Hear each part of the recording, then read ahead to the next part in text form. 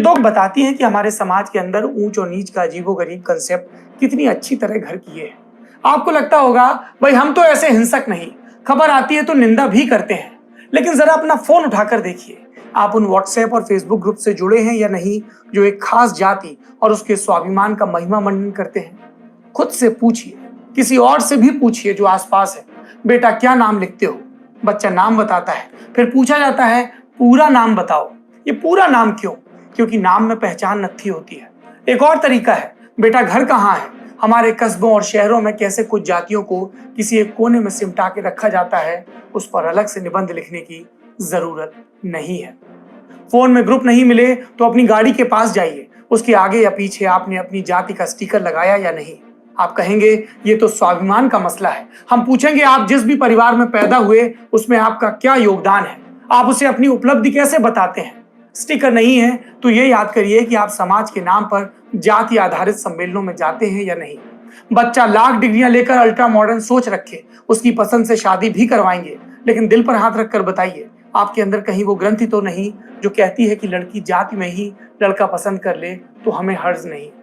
जाति के आधार पर हमने महापुरुषों को बांट दिया, तब भी आप चुप रहे।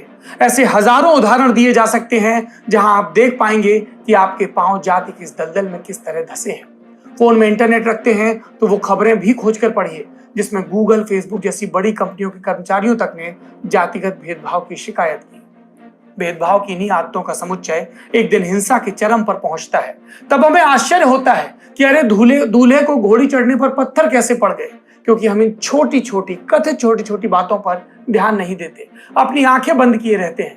2 अक्टूबर आने वाली है, अहिंसा का पाठ पढ़ेंगे एक नारे के तौर पर, स्वच्छता की कसम लेंगे क्योंकि सरकार कह रही है। लेकिन तब हमारे सवालों को यदि थोड़ा भी ईमान बाकी है तो याद करिएगा और ये देखिएगा कि इस दलदल में कितनी गंदगी है और इस गंदगी में हमारा कितना योगदान है। और अगर मन करे तो सुधारने की कोशिश भी करिएगा। हम अपने बच्चों को डांटते हैं जब उनके विज्ञान में कम नंबर आते हैं, और जब उनकी वैज्ञानिक सोच हो जाती है और वो कहते हैं कि ये जातियां इंसानों की गढ़ी हैं, होमोसेपियंस सब एक जैसे हैं, जाति का फर्क, नस्ल का फर्क, भाषा का फर्क, रीजन का फर्क किसी काम के नहीं, रिलीजन का फर्क किसी काम का नहीं, तो हम फिर दुपटते हैं, संस्कारों की मर्यादा की दुहाई देते हैं। गांव से लेकर खेत तक, शहर से लेकर काम के जगहों तक ये जाति पसरी हुई है, अलग अलग रूपों में बाहर निकलती है। किसी और का उदाहरण क्यों दूं? मुझसे कई लोग संपर्क करते हैं और संपर्क के आखिरी में नाता जोड़ने की कोशिश करते हैं कि आपकी और मेरी जाति एक ही है। मेरी कोई जाति नहीं है, जन्म की एक जाति है जो एक सामाजिक पहचान की तरह चस्पा कर दी गई है। मेरी जाति है भारतीय, जिसमें सब भारतवासी बराबर हैं और उनके प्रति करुणा ज्यादा है, उनके प्रति संवेदना ज्यादा है, उनके प्रति लगाव ज्यादा है, जो जाति के दंश को झेल रहे हैं और समाज के कथित पिरामिड में, कथित हायरार्की में नीचे हैं।